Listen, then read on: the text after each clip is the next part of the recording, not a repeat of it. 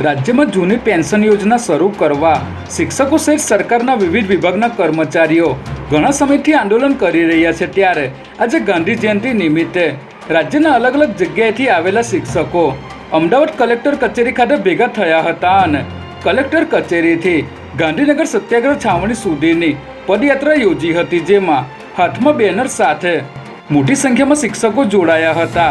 આ ઉપરાંત નિવૃત્ત થયેલા શિક્ષકો જેમને જૂની પેન્શન યોજનાનો લાભ મળતો નથી તે શિક્ષકો પણ જોડાયા હતા।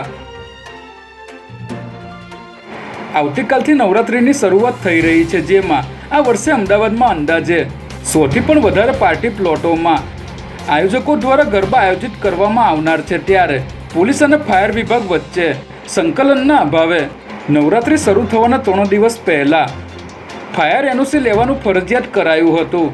તેમ છતાં હવે ગરબા આયોજકોમાં દોડધામ મચી ગઈ છે, જેમાં ફાયર બ્રિગેડે સ્થળ તપાસ કરીને માત્ર 8 આયોજકોને એનઓસી આપી છે, જ્યારે પોલીસને 82 જેટલી અરજીઓ મળી છે, પરંતુ પરવાનગી કોઈને અપાઈ નથી। ત્યારે લોકોને જીવના જોખમે જ ગરબા રમવા પડશે તેવું જણાઈ રહ્યું છે।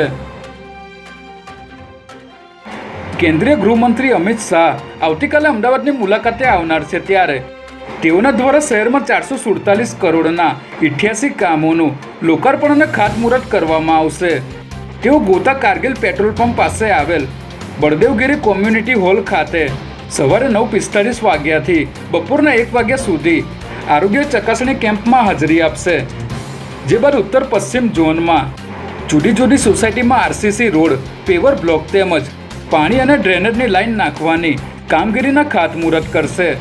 બાદમાં શાહીબાગમાં નવી બનેલી પોલીસ કમિશનર કચેરીનું અમિત શાહના હસ્તે ઉદ્ઘાટન કરવામાં આવશે।